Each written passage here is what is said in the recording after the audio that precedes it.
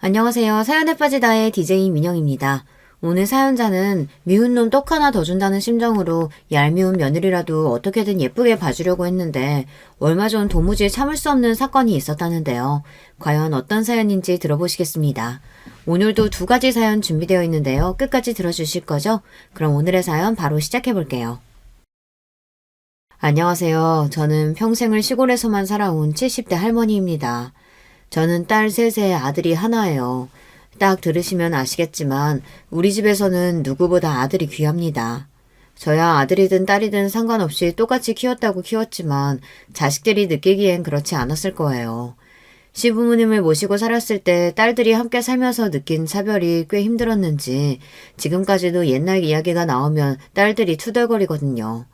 특히나 막내 아들과 차별을 받았다는 이야기를 가장 많이 해요. 할머니가 고기 반찬 있을 때마다 윤석이 앞에만 놔줘서 얼마나 서러웠는지 몰라. 내가 한번 먹으려고 젓가락 갖다 대면 할머니가 손으로 내 젓가락을 탁 쳤다니까. 그러니까 우리가 그때 고기도 못 먹고 커서 지금 다들 이렇게 키가 크다가 만 거라니까. 윤석이 제발 혼자 키 큰 거. 저게 다 할머니가 윤석이만 고기며 뭐며 몰래 갖다 먹여서 그런 거야. 언니들은 그래도 나이 있으니까 학교도 가고 놀러도 나갔잖아. 나는 윤석이랑 매일 같이 붙어 있으니까 나도 애긴데 할머니가 자꾸 윤석이 돌보라고 해서 짜증났었다니까. 그 어린애한테 자꾸 동생 기저귀 갈라는 게 말이 되냐고. 딸들은 다 지난 일들이다 보니 서운해서 그냥 하는 소리겠지만 저는 들을 때마다 가슴이 아프고 미안했어요. 당시에 저도 시부모님 시집살이에 매일 아침이면 나가서 밭일하고 오후면 시아버지 공장에 나가 일할 때라 애들한테 온전히 신경을 쓸 수가 없었어요. 애들하고 조금이라도 붙어 있으려고 하면 계집 애들 챙길 게 뭐가 있다고 빨리 나가서 일이나 하라고 하셨어요. 할 일이 태산인데 계집 애들 볼 거 뭐 있다고 집구석에 누워있어? 밥은 내가 알아서 챙겨줄 테니까 너는 나가서 네 남편 일이나 도와라. 시부모님이 저에게 얼마나 지독하게 굴었냐면 첫째를 낳았을 때는 딸 낳은 주제에 누워있으려고 한다고 애 낳은 지 3일이 지난 저에게 빨리 나가서 일하라고 하셨고 둘째까지 딸이었을 때는 시부모님 두 분 다 아예 저와 눈을 마주치질 않으셨어요. 그래서 제가 알아서 애를 낳자마자 다음날 바로 밭에 나갔어요. 남편은 항상 그런 제가 안쓰러워 그럴 거 없다고 누워있으라고 했지만 한 집에 저를 눈엣 가시로 여기는 시어머니와 함께 있으려니 차라리 나가서 일하는 게 더 나았습니다. 시부모님은 남편이 장남이다 보니 당연히 제가 아들을 낳아야 하는 걸로 생각들을 하셨는데요. 그러나 중에 줄줄이 딸만 셋을 낳았으니 시부모님께 모진 구박을 다 받아야만 했습니다. 셋째까지 딸을 낳자 시어머니께서는 더는 안 되겠다면서 막내를 가졌을 때 집안에 무당까지 불러서 구술했어요. 남들은 구신이 뭐니 안 해도 잘만 낳는 아들을 너는 도대체 뭐가 부족해서 낳는 것마다 딸이냐? 애미 네 나이도 이제 내물애면 마흔인데 이번에도 딸이면 둘째라도 얻어서 아들 낳게 할 테니까 그런 줄 알아라. 심지어 막내를 임신했을 때는 넷째까지 아들이 아니고 딸이면 저를 내쫓고 다른 며느리를 얻겠다는 막말까지 하셨어요. 그때는 저도 참 바보 같았던 게 시부모님께 하도 구박을 받으며 살아서 그런지 제가 정말 죄인인 줄 알았어요. 제가 자꾸만 딸을 낳는 게 제가 못나서 그런 줄 알았어요. 지금보다 더 옛날엔 여자가 아들 못 낳으면 그대로 시댁에서 쫓겨나는 건 일도 아니었어. 둘째 마누라 얻어서 아들 얻겠다는 게 당연한 거였다고. 시어머니의 말이 말도 안 되는 억지라는 거야 누구보다 잘 알지만 어쩐지 시어머니한테는 싫은 소리 한 번을 제대로 못하겠더라고요. 제가 한마디라도 하면 100마디를 하실 게 뻔하니까요. 안 그래도 임신해서 힘든 사람한테 그런 말도 안 되는 소리까지 하셔야 속이 편하세요? 아들이든 딸이든 저희가 알아서 잘 키울 테니까 어머님은 이제 그만 좀 하세요. 이 자식이 뭐라는 거야? 네 엄마가 틀린 말 한 것도 아닌데 이 자식이 어디 감히 어미 앞에서 자기 마누라 편을 들어.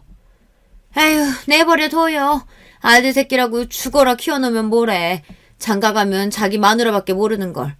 이게 다 우리 잘못이지 뭐. 며느리 하나 잘못 얻어가지고 제자상도 못 받아먹게 생겼네. 어머님도 참 저희가 어머님 아버지는 제사상 안 차릴까봐 그러세요? 자식이 넷이나 있는데 어련히 알아서 할까요? 딸만 줄줄이 낳아놓고 제사는 무슨 놈의 제사? 퍽이나 딸년들이 다 시집가서 할머니 할아버지 제사까지 지내주겠다. 아직 창창하신 분들이 벌써 제사 걱정을 뭐하려고 해요. 어머님, 아버님은 걱정하지 마세요. 앞으로 30년은 거뜬하실 테니까요. 뭐야, 이놈아?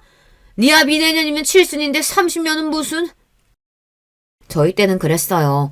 딸은 낳아봐야 시집가면 그만이라고 생각해 죽어서 제사상이라도 얻어먹으려면 무조건 아들이 있어야 한다고 생각하셨죠.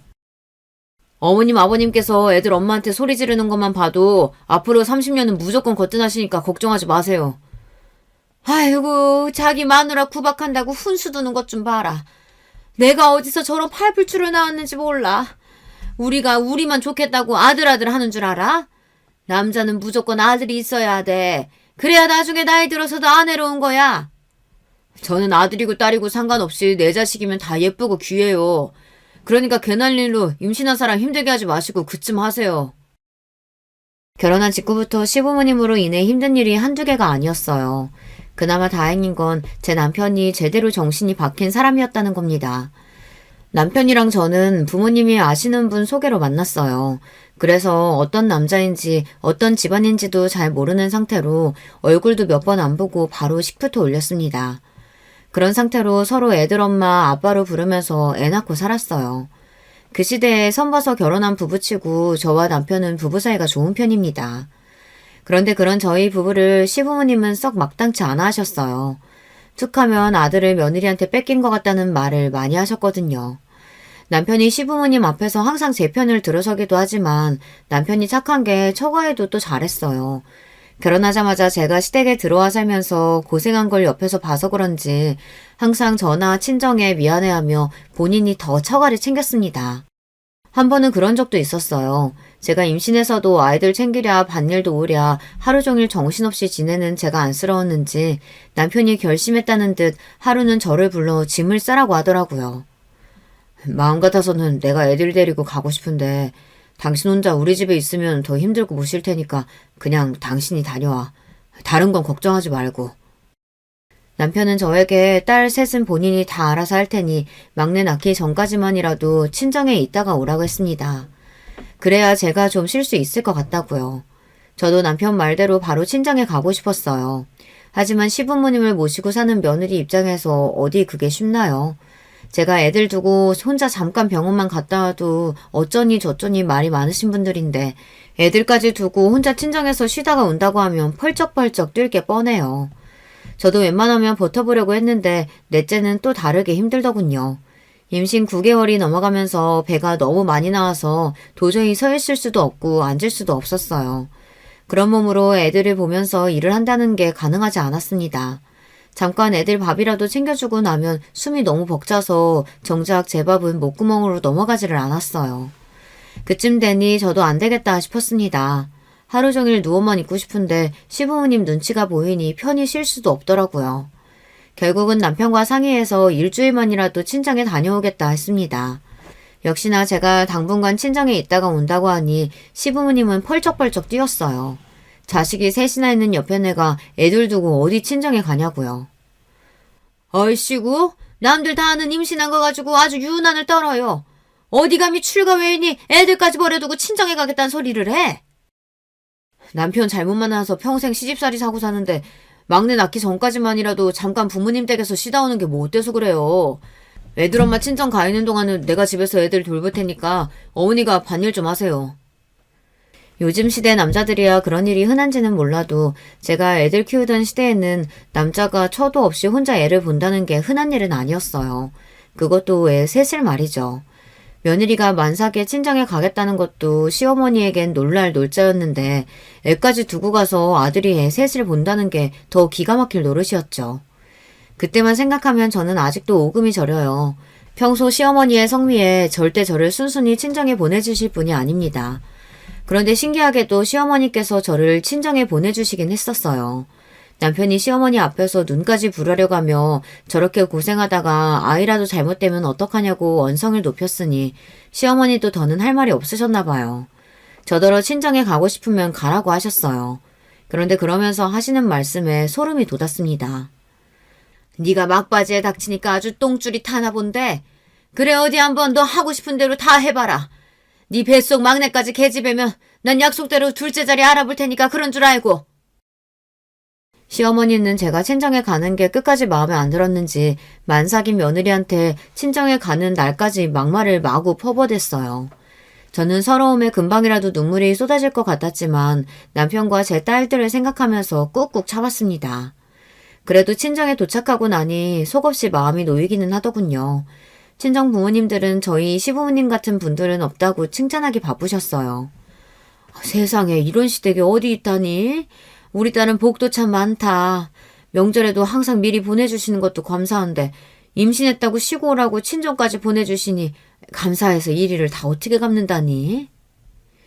제가 시댁에서 시부모님께 어떤 취급을 받으며 사는지는 친정 부모님은 당연히 모르셨어요. 남편이 워낙 알아서 잘하다 보니 친정 부모님은 제가 시집가서 마음 편하게 사는 줄 아셨거든요. 그럴 만도 한 게 남편이 중간에서 참 노력을 많이 했어요. 명절이면 시부모님께 욕을 먹으면서도 항상 처가에 먼저 가자고 했습니다. 그게 참 대단한 일이었던 게 그때만 해도 명절이면 시댁부터 들리는 게 당연한 일이었어요. 심지어 시댁에 갔다가 손님들이 많이 와서 일거리가 많아지면 여자들은 친정에 못 가는 일이 비일비재할 때였거든요. 남편은 제가 시댁에서 살면서 시집살이를 한다는 걸 항상 미안해하며 명절만이라도 마음 편하게 친정에서 쉬다 오자며 항상 시부모님과 싸우면서도 명절날이면 친정에 가기 바빴어요. 평소에 맏며느리라고 이 사람이 밭일에 공장일에 다 하느라 고생하는데 명절이라도 좀 쉬게 해줘요. 어머님 아버님한테는 우리 말고도 아들이랑 며느리가 둘씩이나 더 있잖아요. 아이고 집안 꼴 잘 돌아간다. 어느 집안에서 명절날 장남이랑 맏며느리 없이 제사를 지낸다고 하든? 조상님이 상 차린 게 장남인지 맏며느리인지 알게 뭐예요. 누구든 차리기만 하면 그만이지. 그만큼 저희 남편은 좋은 사람이었습니다. 남편이 아니었다면 전 아마 버티지 못했을 거예요. 그래도 다행이었던 건 막내를 낳고 나서는 전보다 시집살이가 좀 나아졌다는 겁니다. 막내가 아들이었거든요. 막내가 태어나고 나서는 시부모님이 얼마나 좋아하시는지 위로 딸 셋 낳았을 때는 한 번도 애들을 안아주신 적이 없으셨던 분들이 막내를 낳자마자 물고 빨고 하시면서 심지어 당신들 방에 데리고 들어가 재우셨다니까요. 정말 신기할 따름이었어요. 처음엔 그런 모습이 언짢고 서운하기도 했어요. 저렇게 예뻐해줄 수 있는 거 우리 딸들도 반만이라도 예뻐해주셨으면 얼마나 좋았을까 싶어서요. 그래도 시간이 흐를 만큼 흐르고 나니 저도 늙어서 그런 시부모님마저 이해가 되긴 하더군요. 자식 넷 중 하나도 안 예뻐해 주시는 것보다 막내라도 예뻐해 주시고 챙겨주시니 고맙더라고요. 그렇게 힘들게 낳은 아들이다 보니 막내는 집안에서 왕처럼 자랐어요. 제가 아무리 딸들을 챙기고 공평하게 키우려고 해도 시부모님의 성화에 이길 수가 없었습니다. 막내 아들은 학교에 들어갈 때까지 시아버지 품에서 먹고 자고 했어요. 항상 우리 장소은이라고 불리면서 시부모님과 같은 상을 받고 같은 소미불을 덮으며 잤습니다. 집에 귀한 음식이나 간식이라도 하나 생기면 그건 무조건 막내 몫이었어요. 그러다 보니 딸들이 불만이 많았습니다. 한 번은 그런 적이 있었어요. 가을이었는데 시아버지가 장에서 주먹 2개만한 대봉을 딱 4개만 사오셨습니다. 대봉이 나온 지 얼마 되지 않아 무지하게 비쌀 때였거든요. 그걸 저녁을 다 먹자마자 그 자리에서 꺼내서 시부모님과 남편 그리고 막내 아들에게만 주셨어요. 할아버지, 나도 대봉 좋아해요. 왜 할아버지는 맨날 맛있는 건 윤석이만 주고 우리는 안 줘요? 맞아. 할아버지 이거 완전 차별이에요. 야, 이윤석, 너 그거 대봉 가지고 와. 혼자 먹지 말고 우리 다 같이 나눠 먹게. 싫어. 할아버지가 나만 먹으라고 준 건데 왜 나눠 먹냐? 이거 나 어제 다 먹을 거야. 뭐야? 이 어린놈의 새끼가. 내놔, 안 내놔? 같이 먹어. 순식간에 싸움이 난 아이들은 대봉을 뺏겠다고 셋이 거실 바닥을 뒹굴었어요.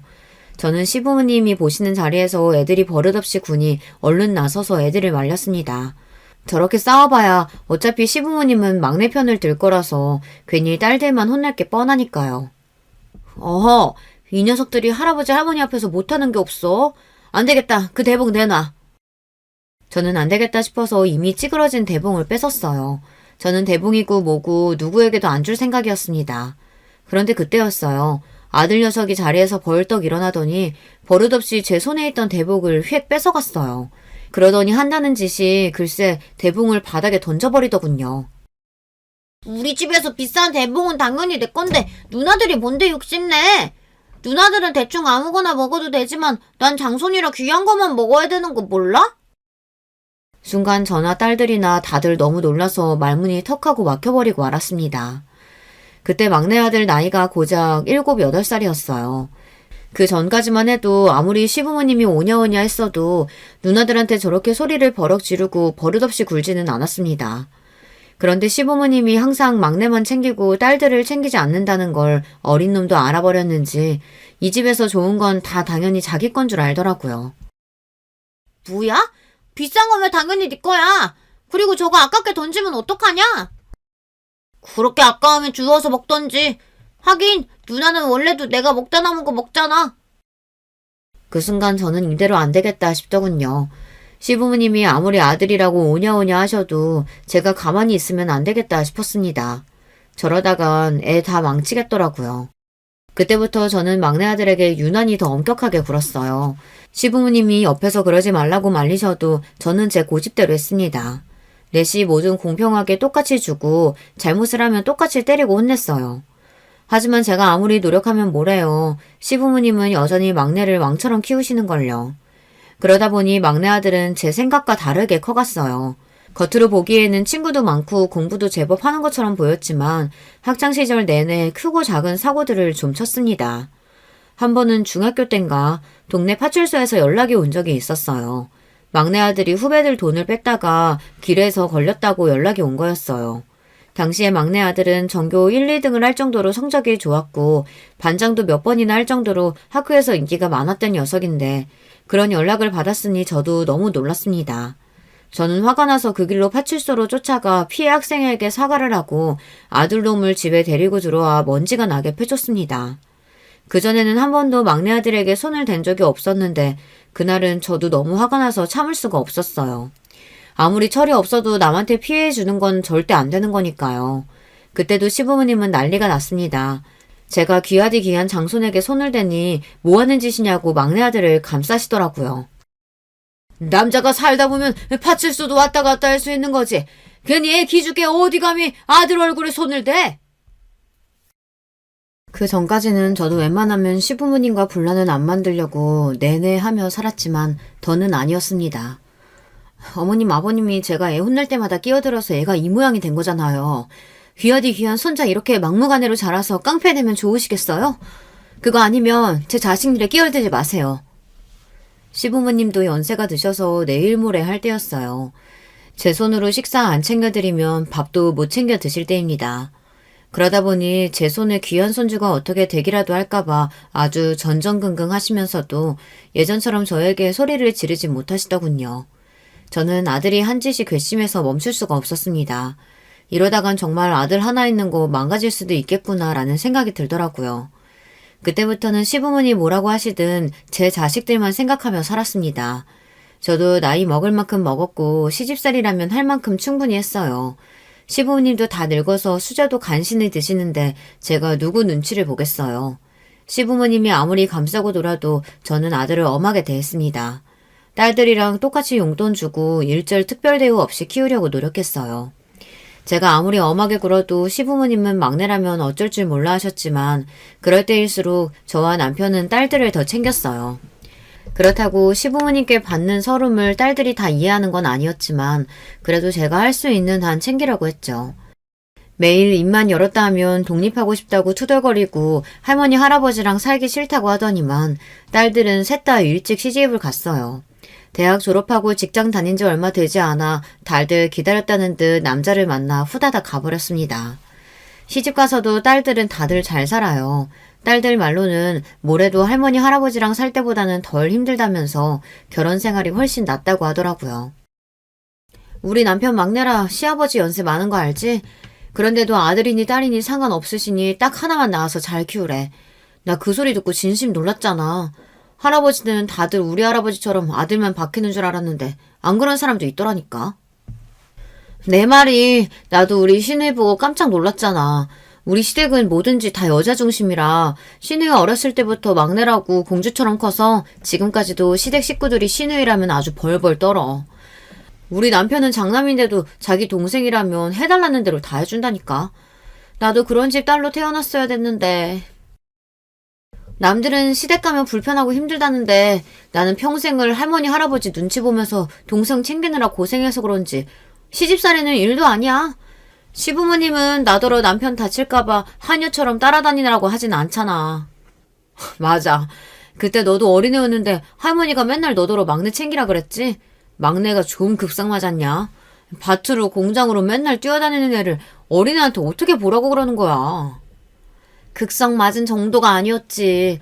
말도 안 듣고 맨날 아무 데서나 기저귀 벗고 뒹굴고 그냥 내버려뒀더니만 할머니가 그 꼴을 보고 나한테 소리 질렀잖아.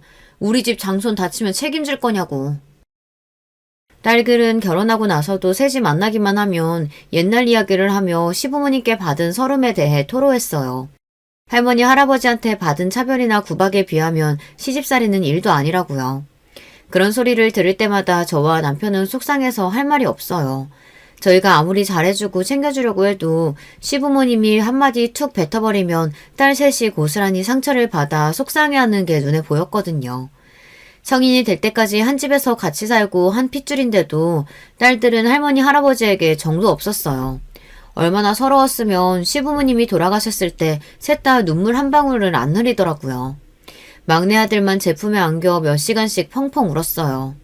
그렇게 혼자 온갖 특혜를 다 받고 자란 막내 아들은 은근 제 속을 썩였어요. 사람들 앞에서는 잘난 척도 하고 허세도 좀 있는 편이었는데 막상 집에 있을 때 보면 애가 유약하고 정신력이 약해요. 뭘 결정할 때도 우왕좌왕하다가 주변 사람들이 하는 말에 금방 휩쓸리고는 했죠.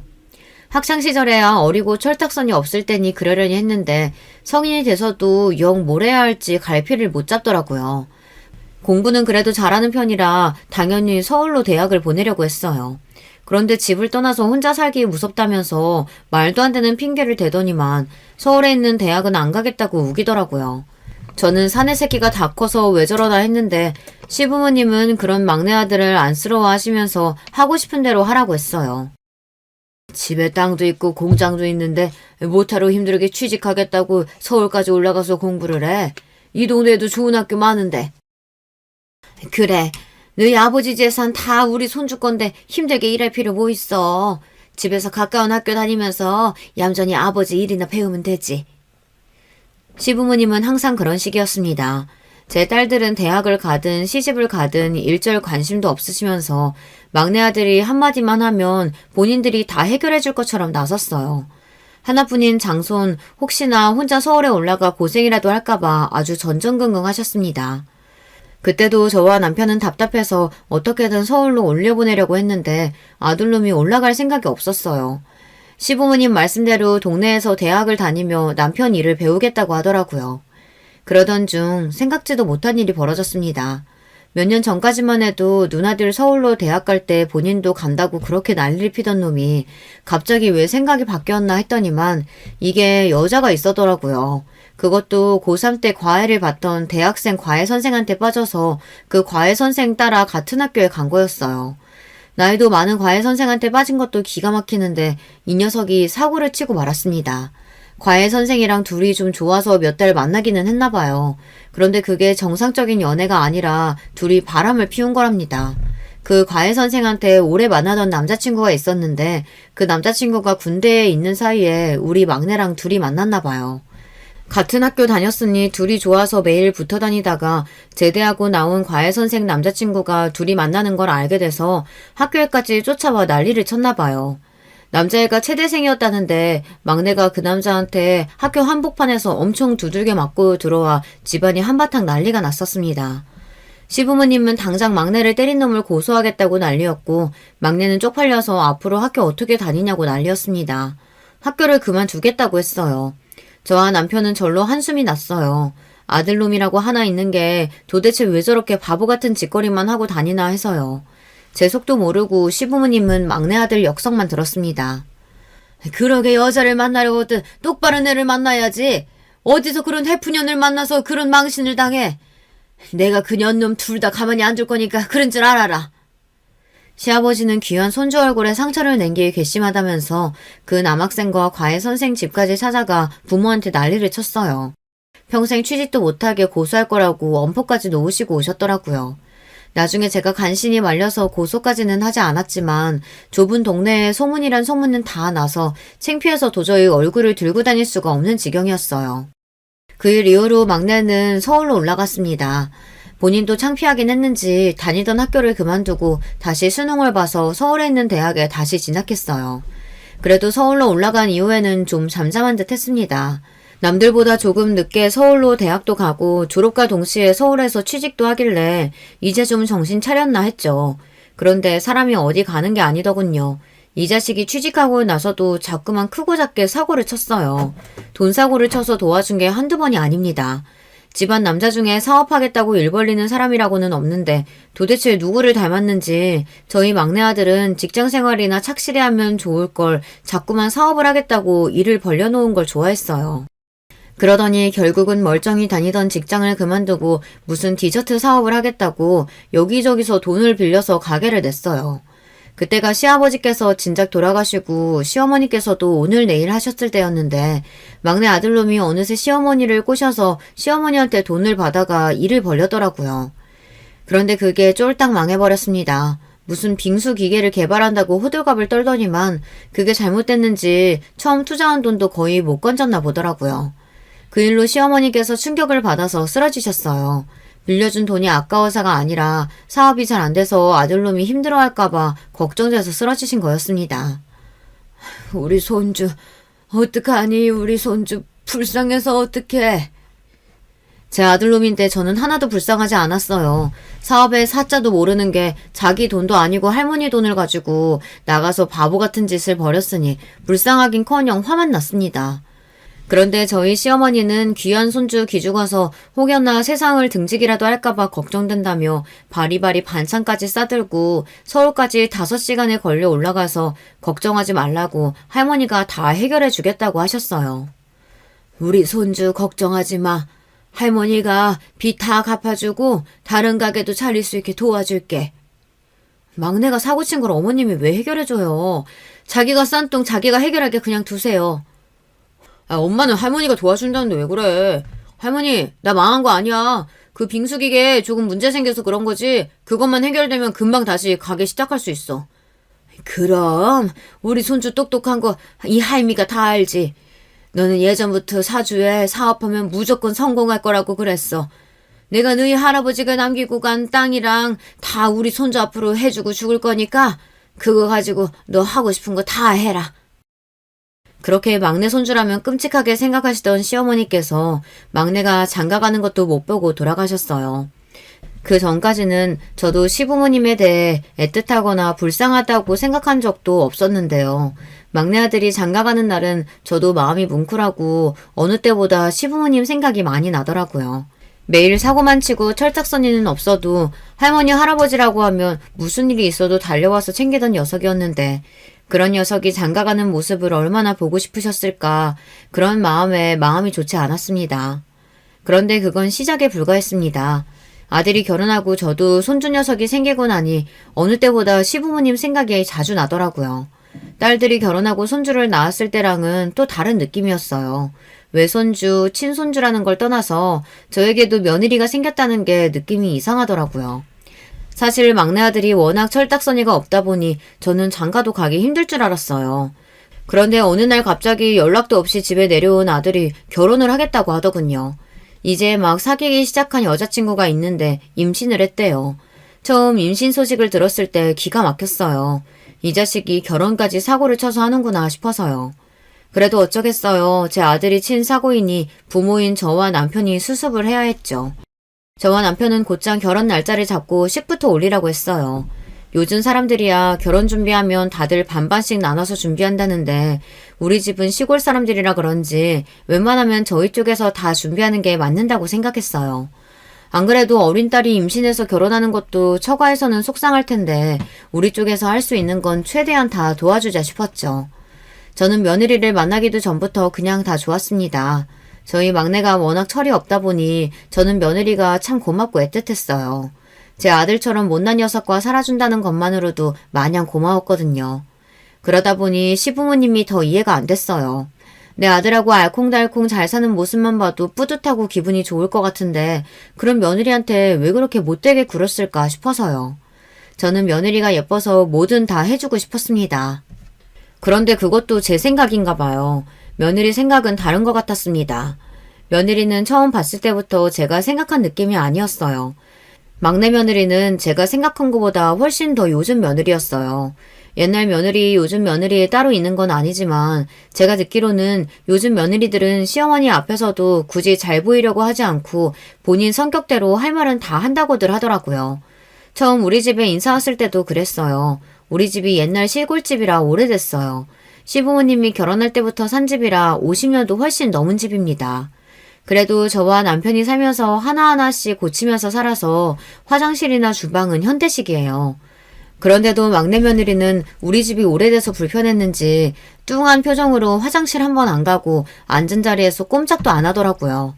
거기다가 제가 차린 밥도 거의 먹지를 않았어요.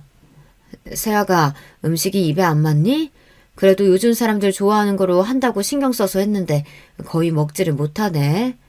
우리 수정이가 입이 짧아서 원래 많이 못 먹어요. 거기다가 요즘 입덧하는지 통 먹지를 못하더라고요.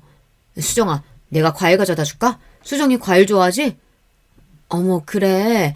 내가 그 생각을 못했구나. 입덧할 때는 아무것도 먹기 싫은 법인데. 기다려봐. 엄마가 과일이랑 간식거리 좀 내올게.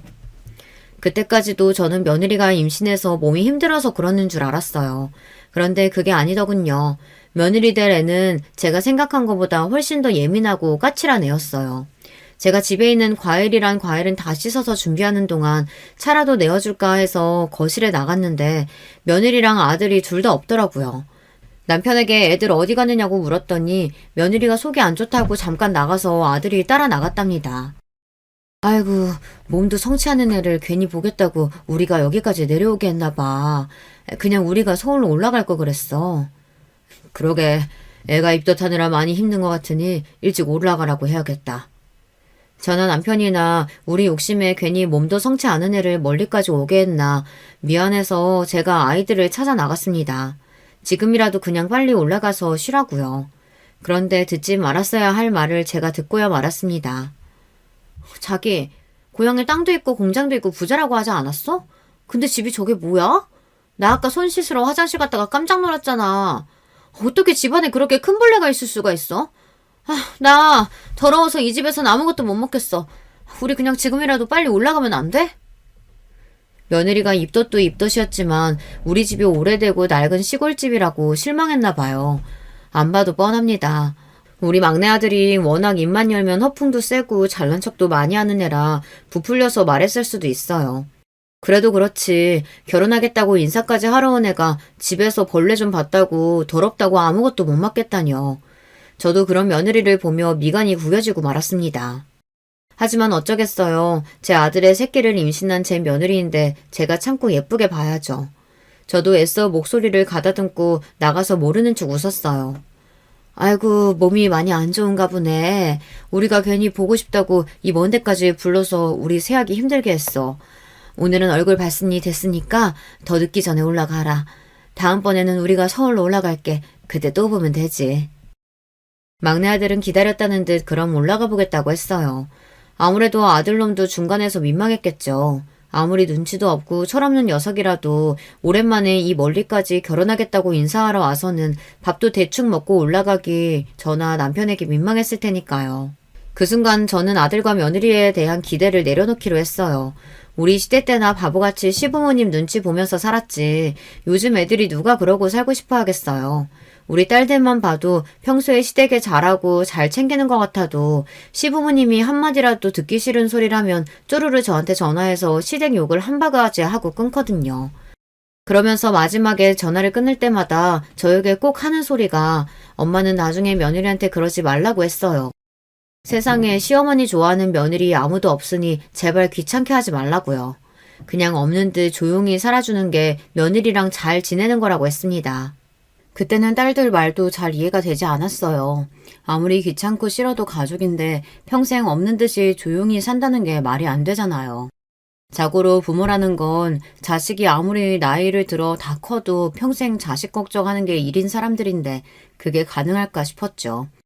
그런데 딸들 말이 맞았습니다. 시어머니는 그냥 아무 이유도 없이 싫은 존재인가 봐요. 제가 뭘 아무것도 하지 않아도 며느리는 그냥 저를 싫어한다는 게 느껴졌어요. 며느리는 결혼하고 1년 동안 한 번도 집에 내려온 적이 없어요. 그걸 가지고 서운하게 생각한 적은 진심으로 한 번도 없습니다. 결혼했을 당시 이미 임신 상태였고 결혼하고 반년 만에 손주가 태어났으니 아이가 어려서 먼 시골까지 올 수가 없었어요. 그러다 보니 명절에도 아들만 혼자 내려왔어요. 아들도 빨리 서울에 올라가 아이를 봐야 한다고 잠깐 얼굴만 비추고 올라간 게 다였죠. 그러다 보니 저는 손주가 너무 보고 싶었어요. 가끔 아들이 사진을 보내줘서 보기는 하지만 실물로 너무 보고 싶었습니다. 자는 모습, 우는 모습 다 궁금했어요. 아들은 매일 출근해서 전화해도 손자 얼굴을 볼 수가 없으니 저는 자연스레 며느리에게 전화를 걸 수밖에 없었습니다. 집이 멀어도 너무 멀다 보니 딸내, 손주, 소녀들하고는 자주 영상통화를 해요. 그래서 저는 며느리에게 전화하는 걸 크게 불편하게 생각하지 않았습니다. 전화를 걸어봐야 일주일에 한 번 점심 먹고 잠깐 5분 정도 손자 얼굴만 보다가 끊는 게 다였어요. 그런데 제가 자꾸만 며느리에게 전화하는 게 며느리는 싫었나 봐요. 어느 날 아들에게 전화가 와서 저에게 짜증 섞인 목소리로 자주 전화하지 말라고 하더라고요. 엄마가 옛날 사람이라 잘 모르나 본데 요즘 며느리들은 시어머니가 전화하는 거 싫어해. 매일 혼자 애 보는 것도 힘들어 죽으려고 하는데 시어머니가 자꾸 전화해서 귀찮게 하면 좋아하겠어? 텔레비전 드라마에서나 이런 상황을 봤었지 저에게 이런 일이 생길 줄은 몰랐습니다. 아무리 요즘 며느리들이 시어머니를 싫어하고 귀찮아한다고 해도 그렇지 일주일에 한 번 손주 얼굴 보겠다고 시어머니가 전화하는 게 그렇게 잘못인가 싶었어요. 더군다나 아들 입에서 들으니 더 속상하고 억울하더군요. 그래서 저도 모르게 꾹 참고 있던 말을 뱉어내고 말았어요. 손주 태어난 지가 언젠데 할머니 할아버지가 손주 얼굴 한 번 못 봤다는 게 말이 되니? 너무 보고 싶어서 일주일에 한 번 전화한 걸 가지고 너희 정말 너무들 한다. 저는 그대로 전화를 끊어버렸습니다. 저도 절대 서운한 티 내고 싶지 않았지만 도저히 억울해서 참을 수가 없었어요. 사실 저도 며느리한테 전화할 때마다 기분이 좋지 않았어요. 제 새끼 생각해서 꾹 참은 겁니다. 제가 딱 며느리에게 전화를 걸면 며느리는 곧바로 손주 얼굴을 비춰요. 인사 한마디도 안 하고 말이죠. 제가 우리 며느리 고생한다, 밥은 먹었냐 물어도 네, 딱 한마디 하고 맙니다. 한 번을 저나 남편 안부를 물은 적도 없어요. 며느리가 그렇게 싸가지 없이 굴어도 저는 단 한 번도 아들이나 딸들한테 며느리 이야기를 한 적이 없습니다. 가족끼리 괜한 분란을 만들고 싶지 않아서요. 제가 그렇게 며느리 눈치를 봤는데도 그런 소리까지 들으니 가슴 한구석이 뻥 뚫리는 것 같았습니다. 더군다나 아들놈이라는 놈이 자기 마누라가 한 말을 그대로 저에게 전달하는 것도 너무 싫었어요. 그 이후 저는 아예 아들 며느리에게 마음을 내려놓았습니다. 제 마음이 어떻든 며느리 생각은 다르다는 걸 뼈저리게 느꼈거든요. 저희 시대야 시어머니가 무슨 소리를 해도 찍소리 못하고 참고만 살았지만 요즘 며느리들은 어디 그런가요? 딸들 말이 맞았어요. 며느리는 그냥 시어머니라는 존재만으로도 싫은 것 같았어요. 그 이후 저는 며느리에게 전화도 일절 안 했어요. 일이 생기면 그냥 제 아들에게 전화하고 말았습니다. 고추장이고 된장이고 만들 때마다 아들 생각이 나서 보내주고 싶어도 꾹 참고 김장이나 하면 한 번씩 택배를 보내주고 말았어요. 딸들도 보낼 때마다 이런 걸 힘들게 뭐하러 보내냐고 툴툴거리는데 며느리는 얼마나 귀찮아할까 싶어서요. 1년에 며느리는 딱 4번 만났습니다. 명절 2번, 남편하고 제 생일 2번 해서 딱 4번 집에 내려왔어요. 저나 남편이 서울에 일이 있어서 올라갔다가 손주, 손녀 얼굴이 보고 싶어 잠깐 드리려고 해도 며느리가 싫어할까봐 눈치가 보여 통 못 가겠더라고요.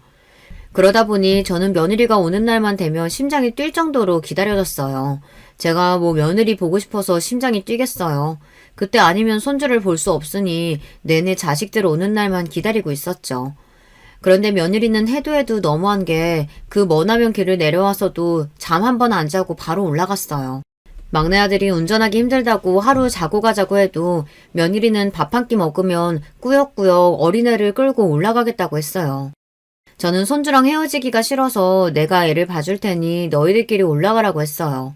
그러자 며느리가 표정이 확 바뀌면서 웬일로 좋아하더라고요. 정말요? 안 그래도 요즘 회사 일 바빠서 매일 늦게 끝나서 걱정이었는데 어머님이 봐주시면 너무 좋죠. 아예 한 달 정도 맡겨도 될까요? 아이고, 한 달이 뭐야. 내 새끼 몇 달은 못 봐주겠어? 난 괜찮으니까 바쁜 일 다 끝날 때까지 내가 봐줄게. 이럴 줄 알았으면 진작 애를 봐주겠다고 할 걸 그랬어요. 저야 평생 애 키우고 시부모님 모시며 산 사람인데 어린애 하나 보는 것쯤이야 어려울 것도 아니었죠. 그때부터 둘째 손녀가 태어나기 전까지 제가 1년의 절반가량을 큰 손주를 데리고 있었어요. 그 전까지는 우리 집에 내려오면 항상 똥 씹은 표정을 하고 있던 며느리가 제가 좋아하는 과일도 사들고 오고 안부도 묻고 하더라고요. 며느리 하는 짓이 좀 얄미워도 저는 그러려니 했어요. 며느리도 애 키우면서 사회생활 하기 힘들어서 그런 거겠지 싶어서요. 그러다 며느리가 둘째 손녀를 낳고 나서 저와 또 사이가 벌어지기 시작했어요. 그때 남편이 몸이 좀 안 좋아서 제가 애들을 봐줄 수가 없는 상황이었거든요. 남편이 담낭에 혹이 생겨서 수술을 했는데 경과가 좋지 않아서 몇 달을 병원 신세를 졌어요. 며느리랑 아들은 간병인을 쓰면 안 되냐고 했지만 남편이 병원에 있는 동안 너무 힘들어해서 제가 옆에 있어야 했습니다. 그러다 보니 아들네 손주랑 손녀를 봐줄 수가 없었어요. 당시 며느리가 둘째 낳은 지 얼마 안 되어 육아휴직 중이었는데요. 둘째 보는 게 너무 힘들었는지 큰 손주라도 저에게 보내려고 했나 보더라고요. 하지만 저도 상황이 상황인지라 봐줄 수가 없었습니다. 그 일로 며느리가 서운했는지 꼭 전처럼 싹 달라졌어요. 손주 유치원 방학이 다가오길래 방학 때만 며칠만이라도 봐주겠다고 제가 연락을 했더니 말을 쌀쌀맞게 하더라고요. 어머님이 자꾸 아버님 병원 이야기 하시길래 이번엔 어쩔 수 없이 그냥 친정에 맡기기로 했어요. 신경 쓰지 마세요. 제가 노느라 안 봐주겠다는 것도 아니고 남편이 아파서 병간호하느라 그러는 건데 며느리는 자기 시아버지 괜찮으신지 묻지도 않고 툴툴거리기만 하더라고요. 며느리가 제멋대로 구는 게 하루 이틀도 아니니 그러려니 했어요. 그러던 어느 날이었어요. 주말에 서울에 결혼식이 있어서 올라왔다가 큰맘 먹고 아들네 집에 잠깐 들렀습니다.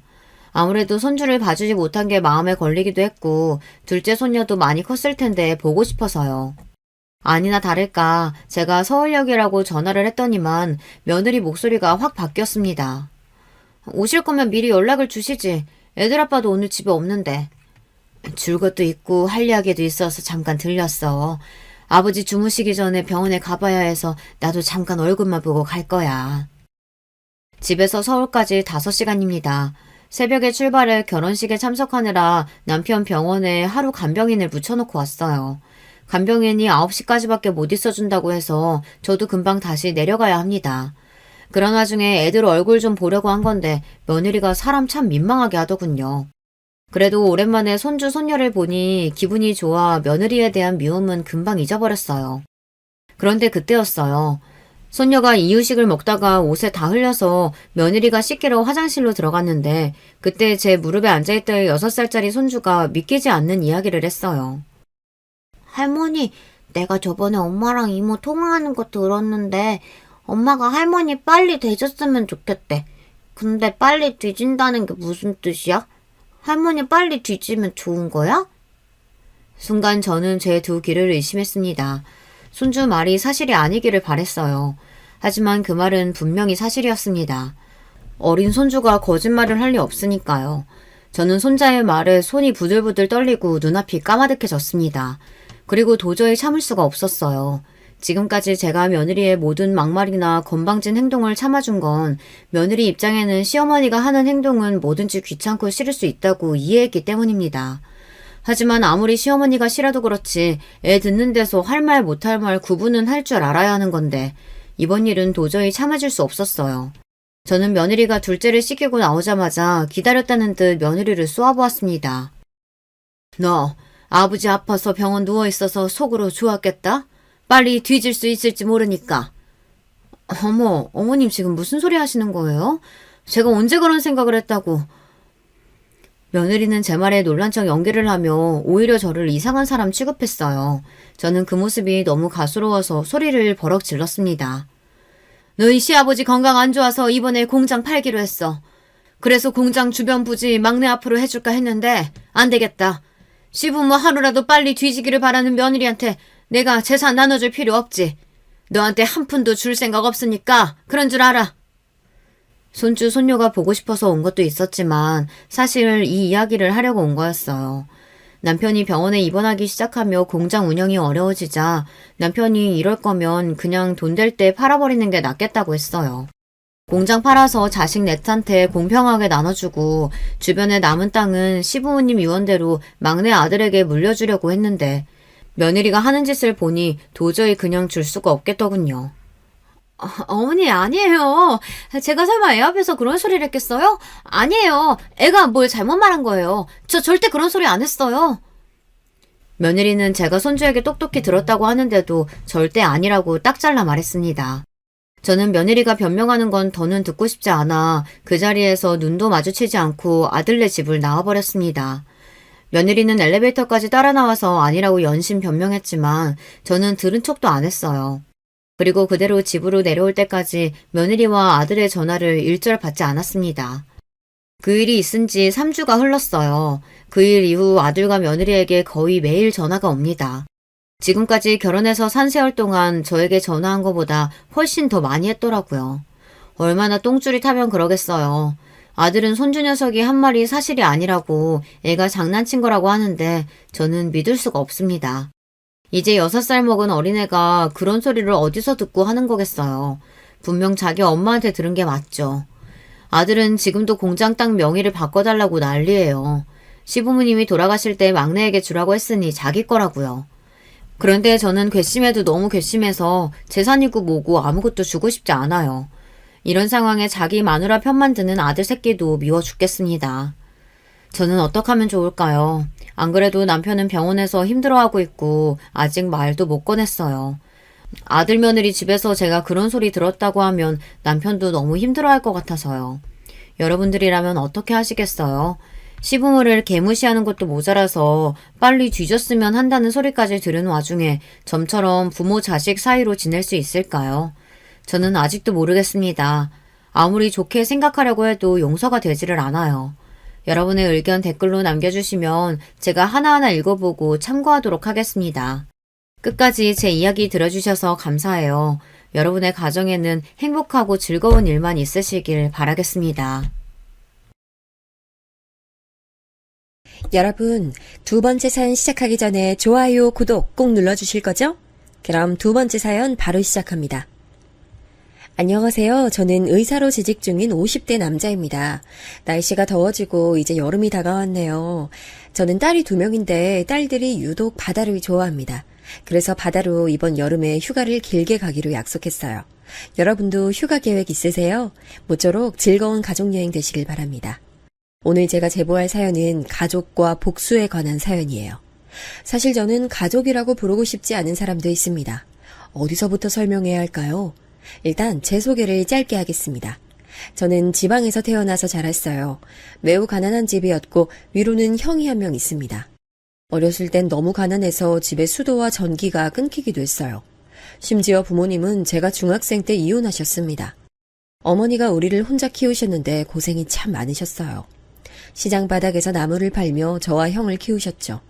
제가 형보다 공부를 잘했는데 그래서 형은 저보고 공부하라고 고등학교도 그만두고 아르바이트하며 저를 도와줬어요. 시장에서 죽기 살기로 어머니와 어린 나이에 저를 위해 돈을 버는 형을 보고 저는 죽기 살기로 공부했습니다. 공부가 아니면 우리 가족이 살 수 있는 방법이 없었어요. 고등학생 땐 그래서 4시간만 자고 공부했습니다. 코피는 일상이었죠. 아이고, 재훈아. 결국 의대에 합격했구나. 형은 네가 당연히 잘 될 줄 알았어. 고생했다. 형은 이제 죽어도 여한이 없어. 우리 둘째 아들이 키웠고 해냈구나. 해준 것도 없는데 너무 고마워. 형하고 어머니가 없었으면 저는 합격 못했어요. 없는 형편에 저 돕느라 고생 많으셨어요. 우리 이제 제발 행복하게 살아요. 밥도 굶어가며 공부한 끝에 결국 저는 서울에 있는 의대에 진학할 수 있었습니다. 어머니와 형은 제가 의대에 합격하자 눈물을 터뜨렸어요. 저도 이제 이런 고생은 끝이겠지 생각하니 뿌듯했죠. 하지만 현실은 조금 달랐어요. 의대 공부량은 상상을 초월했습니다. 어쩌면 고등학생 때보다 더 열심히 공부했어요. 그렇게 학교를 졸업하고 시험에 합격해서 의사가 됐습니다. 남들은 연애하고 놀 거 다 놀며 학교 생활을 했는데 저는 그럴 형편이 아니었습니다. 과외도 몇 개를 했는지 몰라요. 그렇게 일해서 집에도 보내고 등록금도 냈습니다. 삶의 여유가 아예 없는 채로 저는 의사가 되어 일했어요. 돈을 벌긴 했지만 형과 어머니에게 생활비를 드리기도 했고 혼자 서울에서 사는 게 절대 쉽지 않았습니다. 그러다 어머니와 형이 서울로 오게 됐어요. 형이 검정고시에서 합격해서 일자리를 구할 수 있었거든요. 형, 돈은 일단 걱정하지 말고 형이 할 수 있는 일을 찾아. 형이 젊음 다 바쳐서 나 도운 거 나도 알아. 이제 내가 갚을게. 고맙다. 형이 안 그래도 제과에 관심이 많아서 학원을 다니려고 해. 빵집 열어서 어머니와 함께 운영하려고. 형은 실제로 서울에서 학원에 다니며 금방 빵 만드는 법을 배웠어요. 워낙 손재주가 좋은 형이라 1년도 안 되는 기간 안에 웬만한 빵을 다 만들 줄 알았죠. 저는 그동안 모은 돈으로 형과 어머니가 운영할 수 있는 빵집을 하나 열어줬습니다. 주변에서도 어머니도 저에게 결혼 얘기를 꺼냈지만 저는 그때 이렇게 가족들에게 투자하는 게 더 좋았어요. 그러던 어느 날 형이 결혼한다며 여자를 데려왔습니다. 그런데 세상이 정말 좁더라고요. 아내 될 사람이 너희 병원에서 일하거든. 외과 병동이라 너랑 마주치지는 않았을 텐데 그래도 놀랍지? 우리 병원이 워낙 크니까 그럴 수도 있는데 신기하긴 하다. 그래도 형은 다행이네. 동생은 의사고 아내는 간호사잖아. 아파도 걱정 없겠어. 나도 나지만 우리 어머니가 다행이지. 어쨌든 가족끼리 같은 병원에서 근무하다니 좋다. 형수가 될 사람은 형의 빵집 손님으로 만났다고 해요. 형이 워낙 손맛이 좋아 빵집이 인기가 좋았거든요. 형수도 그래서 거의 매일같이 드나들다 형에게 반했다고 합니다. 몇 개월을 구애한 끝에 형과 연애하게 됐죠. 그리고 2년의 연애 끝에 결국 결혼까지 하게 됐습니다. 저는 일하는 게 힘들고 바빠서 연애 생각이 전혀 없었어요. 그래서 형이 결혼한다는 소식에 내심 기뻤습니다. 자식 중 한 명이라도 결혼해야 우리 어머니 마음이 편하잖아요. 듣기로 형수님 집안 형편도 그리 좋은 편은 아니었어요. 우리 집도 그렇고 양가 지원이 많지 않았습니다. 그래도 하나밖에 없는 형제고 저를 워낙 어렸을 때부터 도왔던 형이니 제가 결국 나섰어요. 빵집과 병원 중간에 있는 아파트를 하나 얻어줬죠. 저한테도 큰 돈이었는데 전혀 아깝지 않았습니다.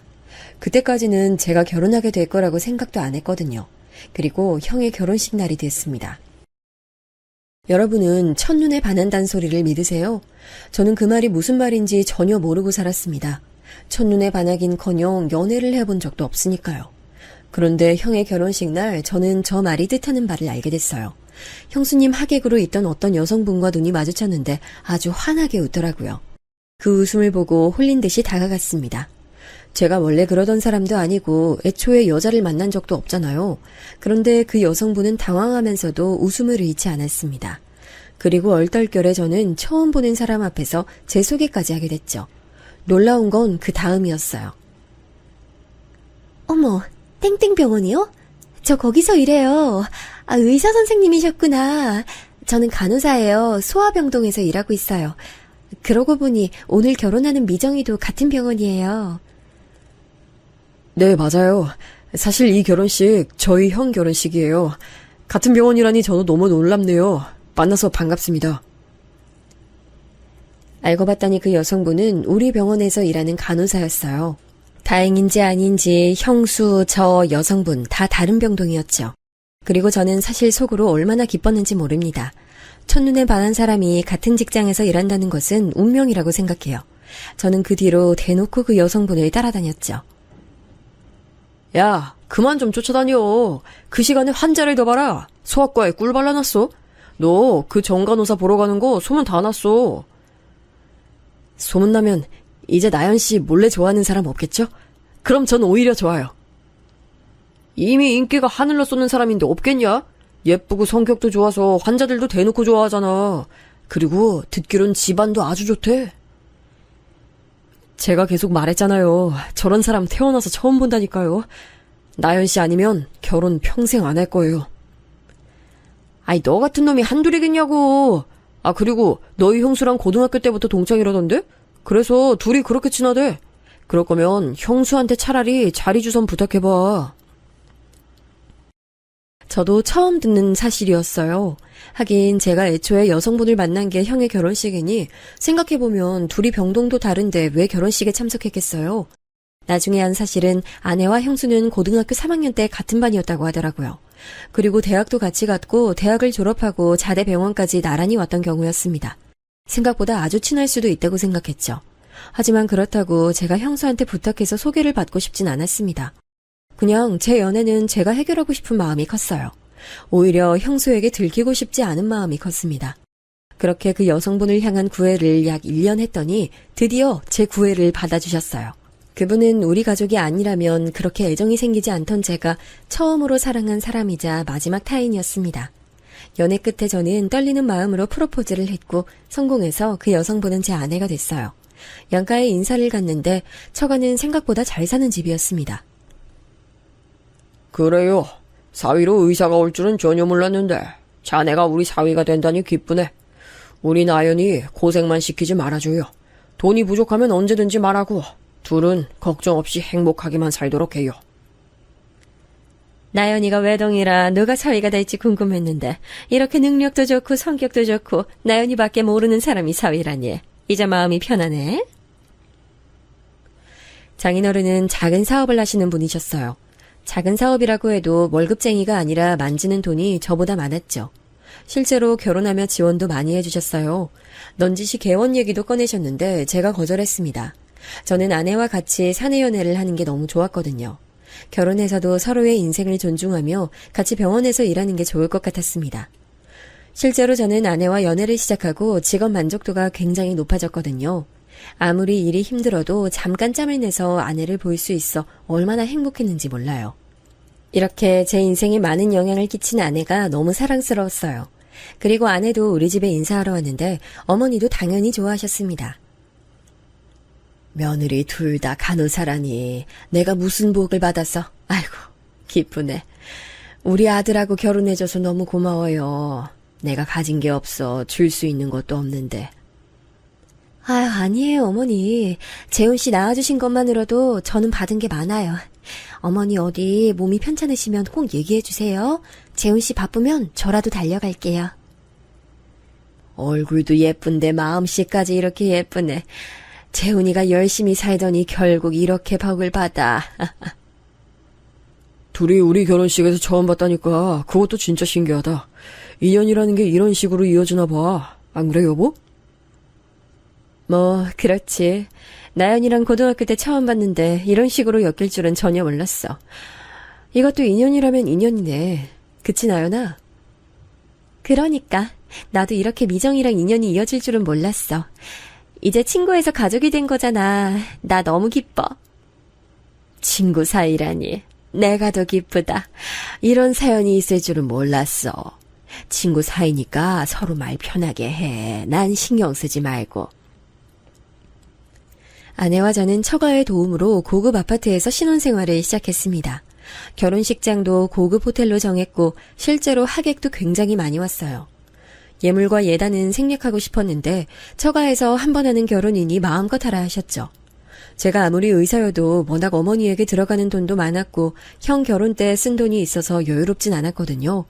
그 사정을 듣더니 장인어른은 제가 그동안 고생 많았다며 본인이 많이 지원해 주셨습니다. 신혼여행도 형과 형수는 제주도로 다녀왔는데 저와 아내는 하와이와 유럽을 다녀왔어요. 아내가 워낙 어릴 때부터 해외 생활을 많이 해서 저를 데리고 다녔습니다. 저는 공부밖에 몰랐던 사람이라 해외여행 자체가 처음이었거든요. 아내는 여유로운 집안 사정 덕분에 해외에서 유학도 했더라고요. 저는 이런 아내가 너무 좋았습니다. 배울 점이 많은 사람이라 결혼하길 잘했다고 생각했죠.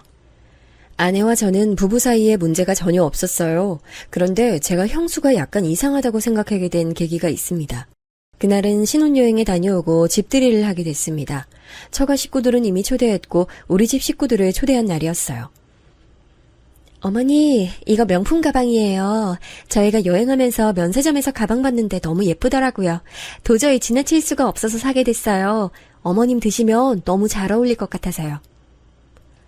어머, 아유 뭐 이런 걸 다 주고 그래.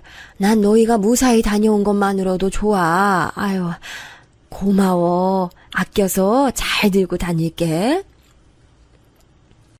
이렇게 훈훈하게 선물 증정식을 마치고 거실에서 과일을 먹고 있었습니다. 형하고 어머니와 얘기하느라 시간 가는 줄 몰랐어요. 그런데 어느새 정신 차리니 아내와 형수가 없더라고요. 곧 어머니가 가실 시간이라 저는 집안에서 형수와 아내를 찾아다녔습니다. 그런데 안방에서 형수와 아내의 대화 소리가 들렸어요. 나연아, 나 진짜 너무 속상해. 나도 어머니한테 명품 가방 사주고 싶지. 그런데 우리 사정이 어려워서 가방이 뭐야? 지갑도 못 사줬어. 그런데 너가 그렇게 어머니한테 가방을 주면 내가 뭐가 돼? 아, 미안해. 나 미정이 네가 그런 생각을 할 줄은 몰랐어. 다음부턴 너 없을 때 어머니 선물 주도록 할게. 너 기분 나쁘라고 한 행동은 절대 아니야. 우리는 서방님 돈으로 겨우 주공 아파트 작은 평수에서 시작하는데 넌 이런 고급 아파트에서 살고. 진짜 이런 거 보면 결국 돈이 다야. 너는 부모 잘 만나서 행복하지? 나는 언제 돌아가실지 모르는 엄마밖에 없잖아. 에이, 아니야, 미정아. 왜 그렇게 생각해? 아주버님도 가게 하시면서 돈 많이 버시잖아. 행복이 별거야? 너무 기분 상해하지 말고 행복하게 지내자. 나도 너 더 신경 쓸게. 밖에서 문고리를 잡고 저 대화를 듣는데 기분이 이상했어요. 대놓고 아내에게 부모 잘 만나서 좋겠다는 소리를 하는 형수를 보니 제가 알던 사람이 아닌 기분이었습니다. 실제로 형수의 어머니가 아프셔서 우리 병원에 곧 입원할 예정이었거든요. 마침 우연히 그 병동이 제가 일하던 병동이기도 했고요. 아무튼 아무렇지 않게 들어가서 곧 어머니가 가신다고 얘기하고 그날은 그렇게 마무리가 됐습니다. 저는 속으로 의아하다고 생각했지만 그냥 그렇게 얘기가 끝날 줄 알았어요. 하지만 그것은 제 착각이었습니다. 오히려 시간이 지날수록 형수는 아내에게 대놓고 불만 아닌 불만을 표출하기 시작했어요. 그리고 그건 아이를 낳고 더 심해졌습니다. 형수가 결혼하고 아이를 좀 늦게 가지긴 했어요. 형 부부는 결혼하고 바로 아이를 낳고 싶어 했죠. 그런데 듣기론 형수 몸 상태가 그리 좋지 않다 하더라고요. 병원에서 검사도 받고 그러더니 자연 임신은 불가하다고 소리를 들었다고 합니다. 그래서 시험관을 통해 아이를 가지게 됐어요. 옆에서 보며 형수가 고생을 많이 한 걸 저도 알았어요. 그래서 아이를 가졌다고 했을 때 얼마나 기뻤는지 모릅니다. 반대로 우리 부부에게 아이는 빨리 찾아왔어요. 원래도 아이가 생기면 바로 낳자고 했는데 생각보다 바로 생겼어요. 그런데 아이가 생기자 아내가 조금 곤란해하는 모습이 보이더라고요. 미정이가 시험관을 몇 번이나 하고 아이가 생겼잖아. 근데 우리는 바로 자연임신이라 조금 눈치 보여. 그쪽 사정은 안타깝지만 그래도 아이를 가졌으니까 눈치 볼 건 없어. 우리가 한 달 차이지만 더 늦게 생기기도 했으니까 순서도 괜찮잖아. 아이 가지는 걸로 미정이가 마음고생을 많이 해서 우리 아이 생긴 거 조금 늦게 말하자. 내가 조심스러워서 그래.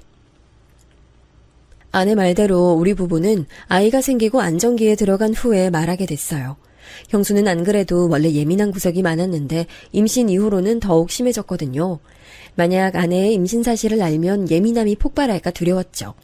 그리고 중반기에 들어가고 우리 부부도 조심스럽게 임신을 알렸습니다. 그런데 형수 표정이 너무 안 좋았어요. 급기야 갑자기 눈물을 보이더라고요. 자연 임신이라니 부럽다. 나연아, 진짜 근데 좀 너무하네. 우리가 그렇게 병원 다니면서 고생하는 거 봤으면 시기를 미룰 수도 있었잖아. 형수님, 그게 무슨 말씀이세요? 아이 갖는 시기를 일부러 미룰 수는 없죠. 저는 오히려 같이 생겨서 다행이라고 생각했어요. 같이 키우면 되잖아요. 제가 임신해서 그런가 예민해서 그렇게 생각할 수 있는데 기분이 좋진 않아요. 저 오늘은 이만 일어날게요. 어머님, 나중에 연락드릴게요. 죄송해요. 형수는 아내의 임신 소식에 눈물을 흘리며 급기야 자리에서 일어났어요. 그 자리에 있는 모두가 당황했죠. 사실 저는 저 때는 형수가 왜 저러는지 이유 자체를 몰랐어요. 나중에 아내가 형수는 어릴 때부터 유독 자기한테 예민했다고 하더라고요. 심지어 대학에 갈 때도 아내와 같은 고등학교에 다녔다고 했잖아요. 아내는 장학금 받고 들어갔다고 해요. 그때도 형수는 자기는 형편도 어려운데 장학금을 받지 못했다고 복도에서 울었다고 합니다. 대학에 가서도 아내는 워낙 공부를 잘해서 성적 장학금을 받은 적이 꽤 있었다고 해요. 그럴 때도 자기는 형편이 어려워 공부할 시간이 없다고 엉엉 울어 당황했다고 합니다. 이런 식으로 형수는 아내에게 늘 질투를 해왔더라고요. 당신은 형수가 저럴 때마다 당황스럽지 않아? 나는 저런 사람인 줄은 전혀 몰랐어. 어렸을 때부터 그런 거면 당신도 고생 꽤 했겠다. 그런데 미정이가 가정 환경이 실제로 안 좋기도 했고, 그냥 난 원래 사람 잘 안 미워하잖아. 그런 사람도 있구나 싶었지. 어차피 내 인생은 바뀌지 않으니까. 나는 당신 그런 모습이 참 좋아. 어떻게 그렇게 대인배야? 태어날 우리 아이들도 당신 닮았으면 좋겠다. 저는 진심으로 제 자식들이 아내의 성품을 담길 원했어요. 그리고 마침내 형수도 출산하고 우리 아내도 출산했습니다. 시조카도 우리 아이도 둘 다 딸이었어요. 저와 형이 둘 다 남자라 어머니는 공주들을 많이 좋아하셨어요. 그런데 아이를 낳고 형수의 질투는 더 심해졌습니다. 나연이 너 그 조리원 내가 듣기로 1,000만 원 넘던데 맞지? 서방님이 돈 내주셨어요? 의사라서 역시 다르구나. 아이 낳으면 몸 회복하는 게 힘들다고 하더라고요. 동료한테 들었더니 조리는 확실히 하는 게 좋다고 해서요. 미정이 너가 있던 조리원도 지역에서 유명한 곳이잖아. 그리고 내가 거기 알아봤는데 이미 예약 다 차서 여기로 한 거야. 그래? 근데 너 아기 옷도 그렇고 유모차도 그렇고 다 명품이네. 부럽다. 우리 애는 형편이 너희처럼 좋지 않아서. 아이한테 너무 미안하다. 미정아, 왜 울고 그래? 아니야, 이게 뭐가 중요해. 사랑을 많이 주면 되잖아. 이런 용품이 그렇게 중요한 건 아니잖아. 중요한 게 아니면 그 유모차 나 주면 안 돼? 어차피 너희는 하나 더 사도 가게에 아무 문제 없잖아. 아, 형수님, 아니 이런 식으로 만나면 형수는 대놓고 우리 부부를 부러워했어요. 실제로 전날 아내는 있는 사람이 베풀자며 유모차를 형수에게 주고 왔죠. 제가 아는 것만 해도 유모차, 아기 옷들이 꽤 많습니다. 아마 저 모르게 가져간 것들까지 합하면 더 많겠죠? 이런 일들이 지속되니 저는 형수와 형을 만나는 게 점점 불편해졌습니다. 그런데 이런 말을 하면 아내는 그냥 우리가 참자고 있어요. 어차피 나는 미정이가 저렇게 나오는 거 익숙해. 우리 관계 때문에 당신이 아주버님하고 만나는 게 불편해지면 난 그게 더 불편해. 그냥 신경 쓰지 말고 내가 행동 제대로 할 테니까 너무 깊게 생각하지 마. 실제로 저는 형수가 불편했던 거지 형하고는 사이가 매우 좋았어요. 그래서 형만 따로 보는 날도 적지 않았죠. 아내가 결혼 전에는 나도 몰랐는데 생각보다 사치가 좀 있는 것 같아. 자꾸 집에 와서도 너랑 재수 씨 얘기를 종일 해. 나도 처음엔 맞장구 쳤는데 시간이 지날수록 힘들더라. 듣기 좋은 소리도 한두 번이지. 여자들끼리 문제니까 우리가 또 막 나설 순 없어. 그냥 나도 불편한데 아내가 괜찮다고 하니까 어쩔 수 없네. 우린 어머니나 잘 챙기자. 하지만 신경을 쓰고 싶지 않아도 아이들이 크면서 형수 태도는 더 심해졌습니다. 앞서 말했듯 형수는 집안 형편이 좋지 않았어요. 아픈 사돈어른은 우리 병원에 입원하셨죠. 반면 장인어른과 장모님은 평소 건강관리를 정말 열심히 하셨어요. 그래서 건강 문제는 전혀 없었습니다. 오히려 우리 부부에게 지원을 많이 해주셨습니다. 저나 아내가 자랑하는 성격이 아니라 막 티를 내고 그러진 않았어요. 그런데 만날 때마다 아무래도 얘기하고 있는 게 있으니 형수의 질투심을 자극했던 것 같아요. 둘째 가졌다며? 그래, 한 명만 있으면 외로울 수도 있지. 너무 축하해. 건강하게 잘 나았으면 좋겠다. 네, 아내가 본인이 외동이라 외로웠다고 한 명 더 낳자고 해서요. 저도 형 있어서 좋았으니까 좋은 결정이라고 생각해요. 어머니와 저런 대화를 했는데 형수가 옆에 있었나 봐요. 나중에 아내에게 전화가 오더라고요. 아니야, 그건 오해야. 우리가 뭐 다정이 불쌍하다고 생각하겠어? 그냥 우리 민지가 외로울까봐 그런 거야. 내가 외동이잖아. 그래. 마음 상했으면 미안해. 왜? 형수가 또 뭐라고 했어? 당신하고 어머님이 외동은 외롭다고 했잖아. 자기 딸 다정이는 그럼 뭐가 되냐고 하더라고. 아, 나도 이젠 모르겠다. 처음엔 참았는데 점점 지치네. 형수 저런 성격이 원래 그랬다고 해도 시간이 지날수록 더 그러잖아. 이제 우리 진지하게 거리를 두는 게 맞는 것 같아. 실제로 첫째가 유치원에 들어갈 나이가 됐을 때 형수는 더 대놓고 질투하기 시작했어요. 아내와 저는 아이 교육에 대해서도 생각이 많았거든요. 그래서 영어 유치원을 보내려고 했어요. 저도 아내도 일하는 사람이니 벌이가 충분히 되기도 했고요. 그런데 형은 가게가 매출이 잘 나오지 않았습니다. 동네 빵집이 잘 돼도 아무래도 의사인 저보단 훨씬 덜했겠죠. 형수님도 대학병원 간호사라 벌이가 적진 않았는데 우리 부부와 비교하면 비교가 되긴 했습니다. 그래, 민지는 영어 유치원 보내기로 한 거야? 그럼 영어 잘하겠다. 난 예전부터 영어 잘하는 사람들 멋지더라. 우리 손녀가 영어 잘한다니 너무 기쁘네. 제가 어릴 때부터 해외에 다니니까 확실히 영어 잘하면 장점이 많더라고요. 그래서 민지도 영어 유치원 보내려고 해요.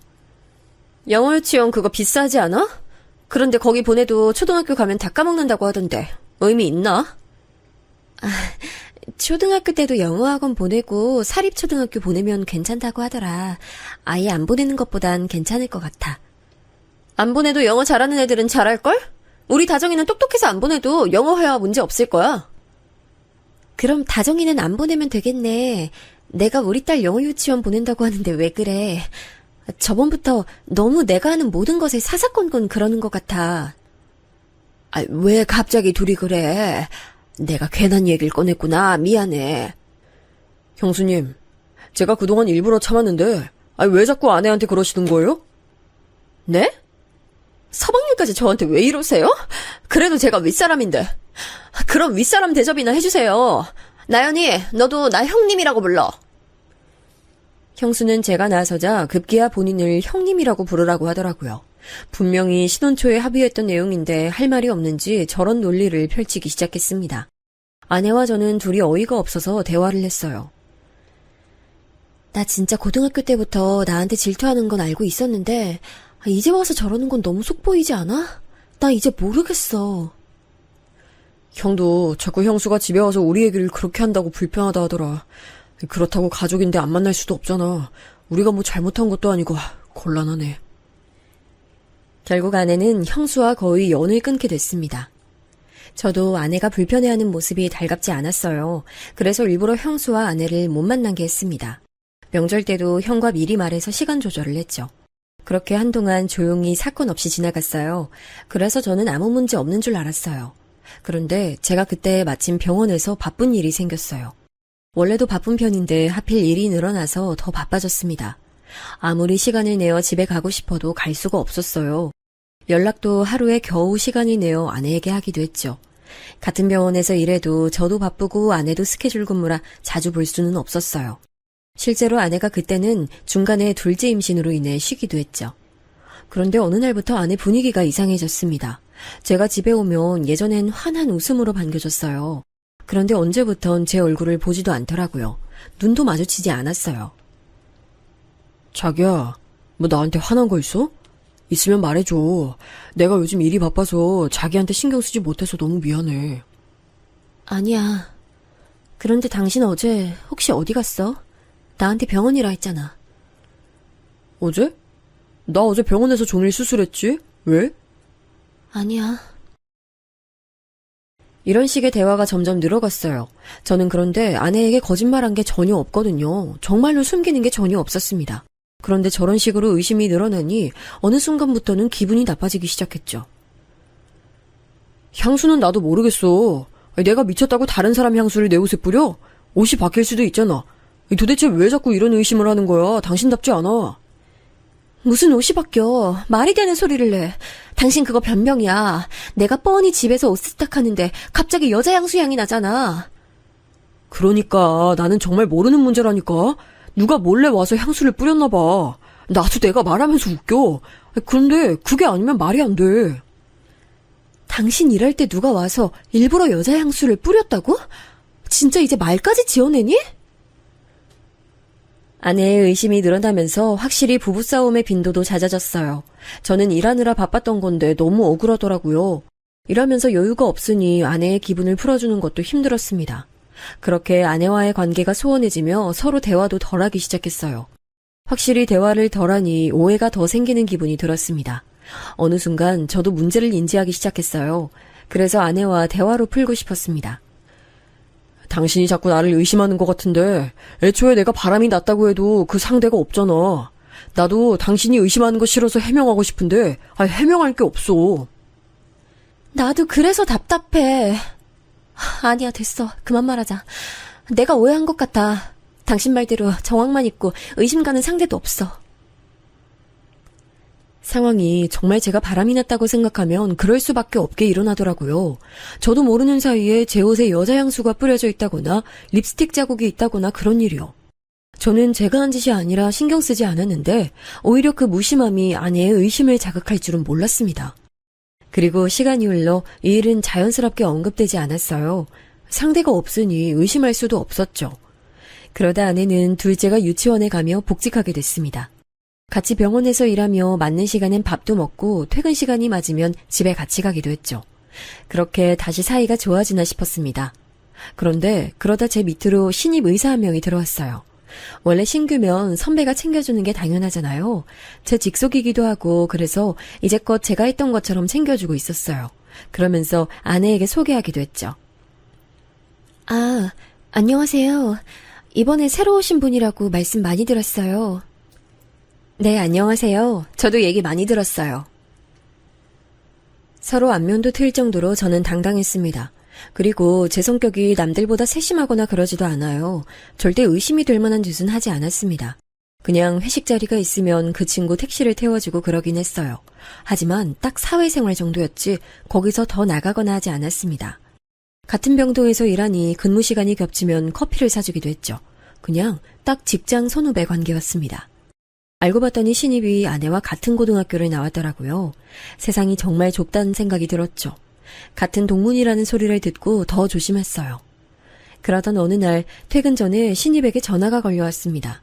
전화를 다시 했더니 받지 않더라고요. 그냥 무시하고 집에 가려고 했는데 문자로 주소 하나가 찍혀 있었어요. 선배님, 여기로 와주세요. 딱 저 메시지를 받고 사실 가지 않으려고 했습니다. 왜냐하면 주소를 찍어봤더니 모텔이었어요. 아무런 이유도 모르고 모텔로 갈 순 없었습니다. 그래서 그냥 집 주소를 찍고 가려고 했는데 다시 신입에게 전화가 왔어요. 무슨 일 있어? 나 지금 집 가려고. 도움 필요하면 다른 선배한테 부탁해봐. 그런데 신입은 아무 말도 하지 않았어요. 말을 안 하니 저도 할 말이 없어서 전화를 그냥 끊었습니다. 그런데 문자로 자꾸 와달라는 말을 했어요. 선배님, 한 번만 와주시면 안 될까요? 제가 지금 몸이 너무 아파서 그래요. 그 문자를 보고 저는 어차피 병원에서 3분 거리밖에 되지 않으니 가서 경찰을 부르려고 했어요. 아프면 그냥 우리 병원으로 다시 데려오려고 했죠. 그래서 모텔로 차를 돌렸습니다. 그리고 저는 그 결정을 아직까지 후회하고 있어요. 제가 왜 그랬을까요? 그러면 안 되는 일이었어요. 만약 제가 시간을 돌릴 수 있으면 저때로 돌리고 싶습니다. 갔더니 신입이 침대 위에 쓰러져 있었어요. 가서 깨웠는데 일어나질 않더라고요. 그런데 단순히 졸려서 자는 것도 아니고 술에 취한 것도 아니었어요. 딱 봤더니 수면제를 먹은 것 같았습니다. 그래서 혹시 무슨 일이 일어날 수도 있으니 신입을 업고 모텔을 나왔어요. 병원으로 가서 신입을 내려놓고 저는 집에 갔습니다. 가서 아내와 두 딸과 같이 저녁도 먹었어요. 신입은 다른 동료에게 말하고 나왔으니 문제가 없을 거라 생각했죠. 그런데 정확히 2일 후 사건이 터졌습니다. 제가 모텔에 가는 모습과 신입을 깨우느라 몸을 흔드는 모습, 그리고 마지막으로 업으려고 몸에 손을 대는 모습이 다 사진으로 병원에 뿌려졌어요. 복도에 가득한 사진을 보고 저는 제 사진이 아닌 줄 알았습니다. 선배님, 이게 뭐죠? 저 지금 너무 당황스러운데요? 그건 내가 할 말인데? 도대체 이거 누가 그런 거야? 아니, 사진을 찍어서 뿌린 것도 그런 건데 선배님이 왜 저기로 오셨어요? 그게 무슨 소리야? 너가 나한테 와달라고 했잖아. 네? 저 처음 듣는 얘긴데요? 그냥 학교 선배랑 술 마시고 잔 거였어요. 일어났더니 병원이라 저야말로 놀랐다고요. 신입에게 들은 말은 충격적이었습니다. 하지만 그 내용의 진위 여부를 파악하기도 전에 사건이 터졌어요. 갑자기 동료가 저희를 보고 달려왔거든요. 야, 재훈아. 야, 어떡하냐. 어떡해. 몰라. 나도 이거 사진을 누가 찍은 건지도 모르겠고. 복잡하다. 아니, 그게 아니고.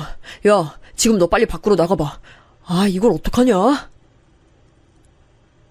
동료의 말을 듣고 급하게 밖으로 나갔더니 믿을 수 없는 광경이 펼쳐졌어요. 아내도 같은 병원에서 일했잖아요. 출근하고 그 사진을 직접 목격한 거예요. 그리고 아내는 그대로 극단적인 선택을 하게 됐습니다. 이미 하늘로 간 아내의 몸을 붙잡고 얼마나 울었는지 몰라요. 아내를 끌어안고 엉엉 울며 미안하다는 말만 되뇌었습니다. 게다가 주말에 겨우 시간을 내서 두 딸과 함께 여행을 가자고 했거든요. 여행은 가지도 못하게 됐죠. 무슨 정신으로 장례를 치렀는지 모르겠어요. 어머니를 붙잡고 울고 형을 붙잡고 울었습니다. 딸들도 엄마를 잃었으니 제정신이 아니었어요. 한동안 아내를 떠나보내고 저는 술이 아니면 잠들 수 없었습니다. 집이 이게 뭐니? 엄마도 너무 속상하다. 민지랑 윤지 학교는 제대로 가고 있어? 엄마가 집안일 할 테니까 너는 너 몸 좀 챙겨. 나연이한테 너무 미안해요. 아휴, 누가 그런 짓을 해서. 사돈도 또 쓰러지셨대. 실제로 장모님은 장례식장에서 쓰러지셨어요. 제가 블랙박스와 그날 근무표까지 보여드리며 억울함을 주장했거든요. 그래서 다행히 바람이라는 헛소문은 잠재워졌습니다. 하지만 아무리 헛소문이 없어져도 아내는 살아 돌아오지 않았죠. 아내가 없다는 사실은 저를 너무 괴롭게 만들었습니다. 입맛이 없어 밥도 들어가지 않았어요. 살은 점점 빠지고 사람이 사람 같지 않았습니다. 그렇게 몇 주의 시간이 지나고 형이 저를 불렀어요. 그리고 충격적인 소식을 듣게 됐습니다. 형이 부른 자리에 나갔더니 신입까지 같이 있더라고요. 둘이 왜 같이 있는지 궁금했지만 그때는 제정신이 아니라 그냥 앉았습니다. 둘은 계속 제 눈치를 보더니 말을 꺼냈어요. 재훈아, 놀라지 말고 잘 들어. 내가 대신 미안하다. 너 그 헛소문 네 형수가 낸 거야.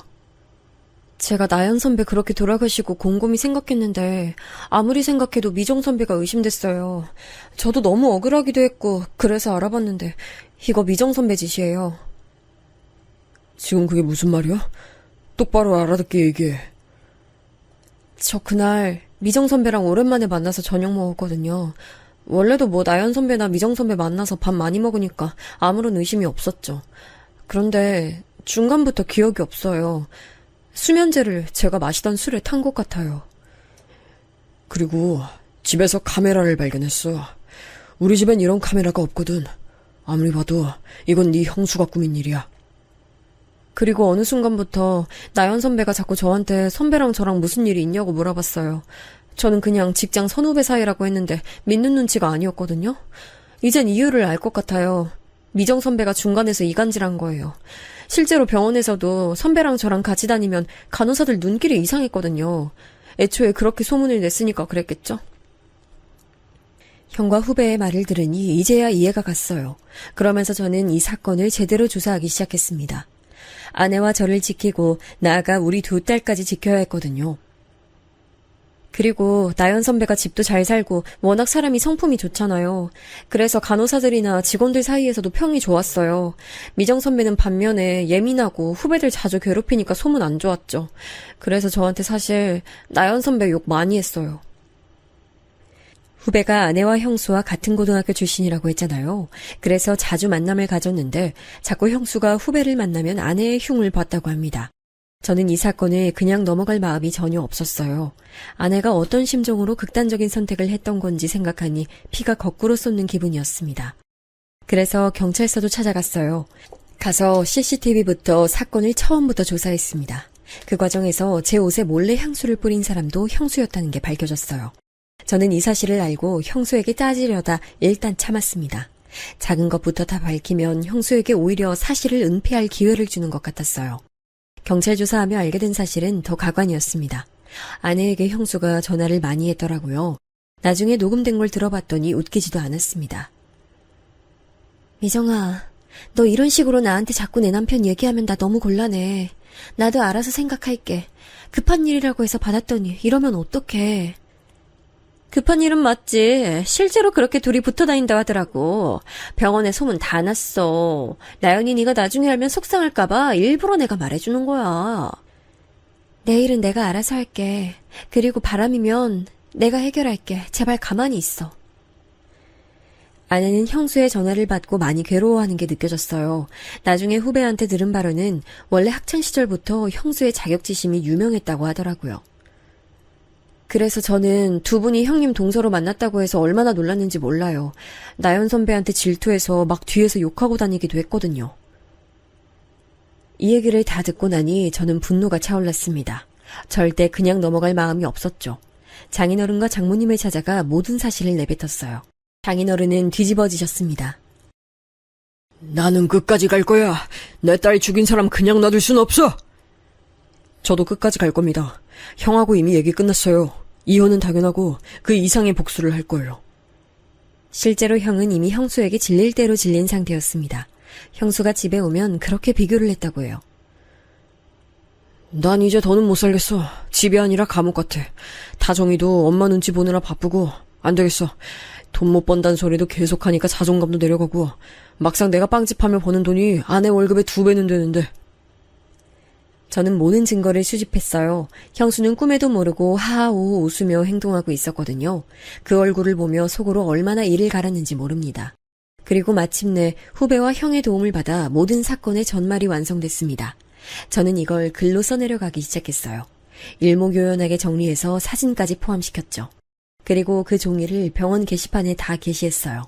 그 증거가 너무 완벽해서 반박할 수도 없었습니다. 아니 이게 뭐야? 서방님, 이게 뭐죠? 저 너무 억울해요. 이러시면 안 되죠? 억울할 게 있나요? 형수님이 했던 짓 다 알고 있어요.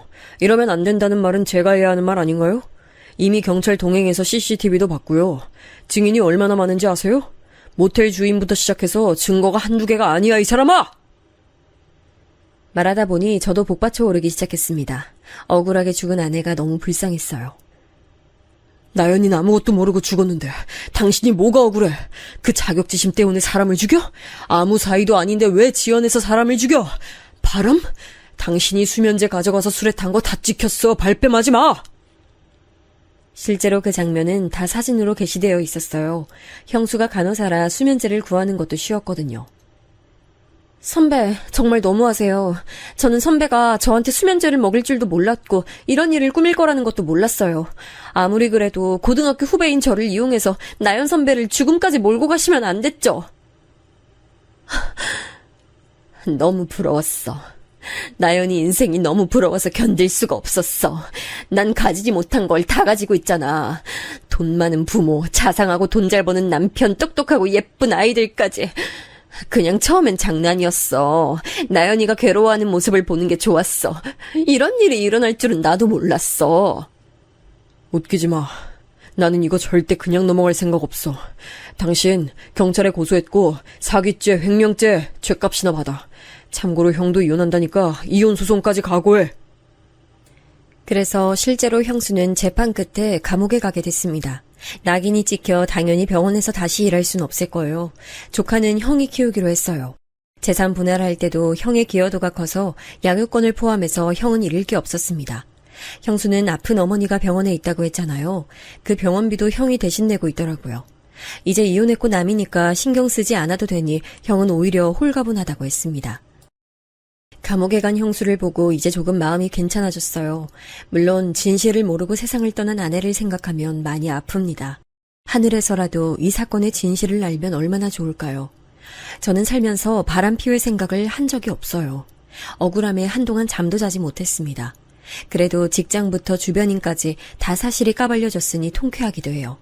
그 비싼 병원비 감옥에서 혼자 경제적 수입 없이 해결할 수 있을까요? 절대 못한다고 생각해요. 자격지심과 열등감에 사람을 죽음으로 몰고 갔으니 그 대가는 치러야죠. 내가 진짜 너무 잘못했어. 다시는 그러지 않을게. 서방님 죄송해요. 제가 잘못했어요. 한 번만 다시 생각해주세요. 제발요. 여보, 내가 미안해. 나한테 미안하다고 할 게 아니고 하늘에 있는 나연이한테 미안하다고 하세요. 나는 당신 죽을 때까지 용서 못하니까 그렇게 알아. 나도 당신하고는 더는 못 살아. 이제 당신이라는 사람한테 질릴 대로 질렸어. 감옥 가서 죗값 달게 받아. 이렇게 사건은 끝났습니다. 이 과정이 길고 또 길었어요. 중간에 너무 억울해서 머리가 빠지기도 했고 서러움에 목 놓아 운 날도 정말 많아요. 그래도 지금은 어느 정도는 마음이 괜찮아져서 두 딸과 아내 얘기도 많이 하고 있습니다. 아내가 하늘에서는 부디 속상함 없이 잘 살길 진심으로 바라요. 제 사연 들어주셔서 감사합니다.